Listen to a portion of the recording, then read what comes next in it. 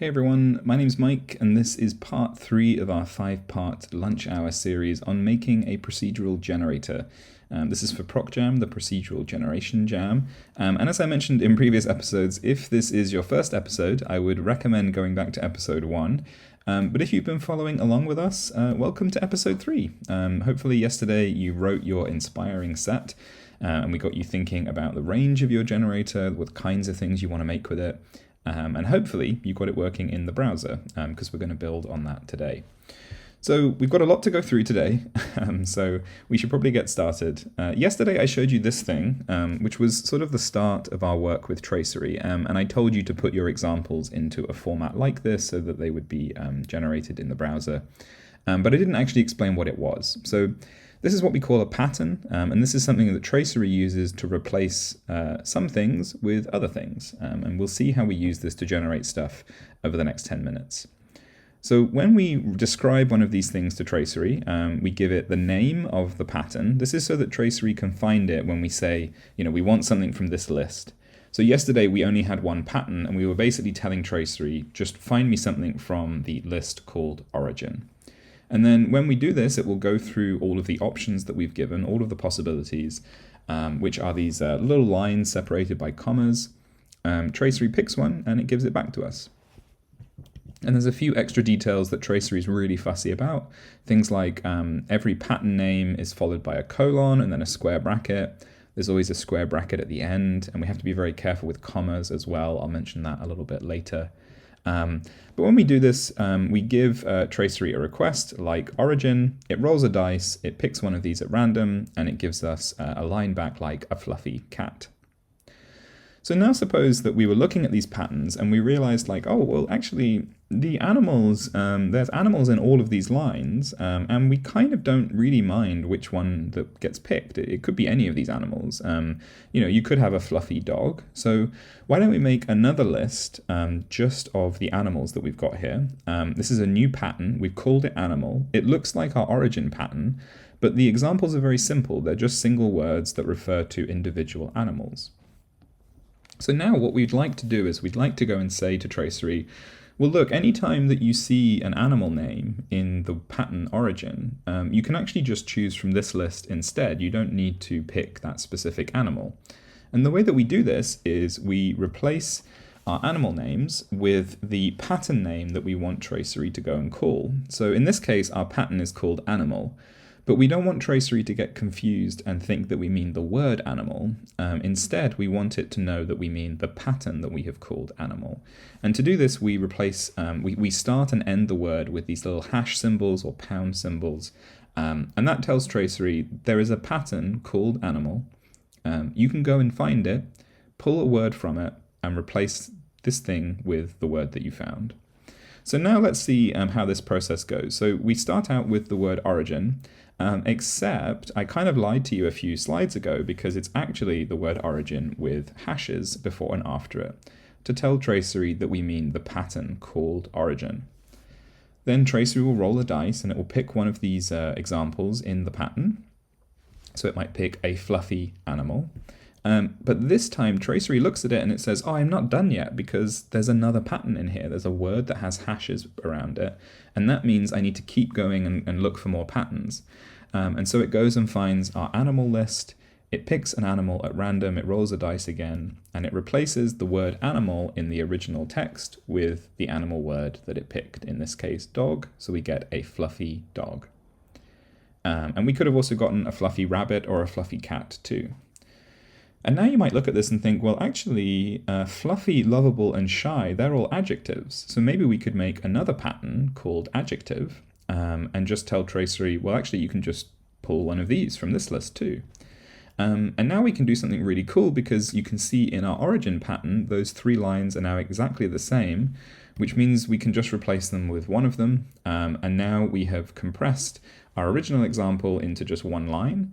And it includes a bunch of options that we didn't have before. We've kind of turned these words into a deck of cards, and Tracery is going to shuffle them. It's going to pick one from the animal deck, it's going to pick one from the adjective deck, and it's going to put it together to make a phrase like a shy dog.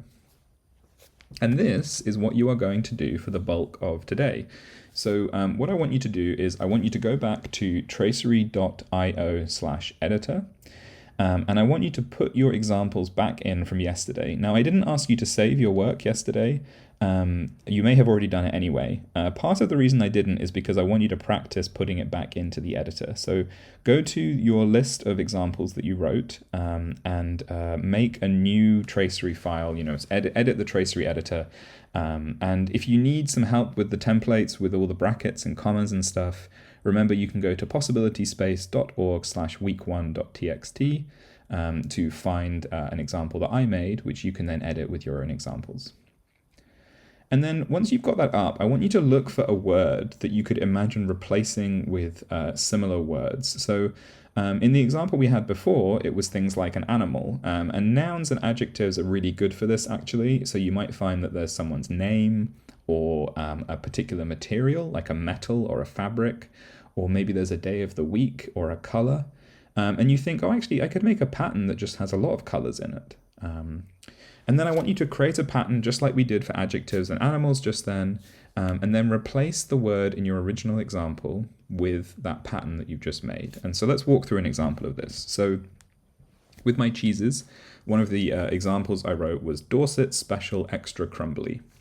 And I might look at this and think, Dorset is a place. So I could make a list of places, and I could have it, mix up and not just be from Dorset, I could be from a number of different places.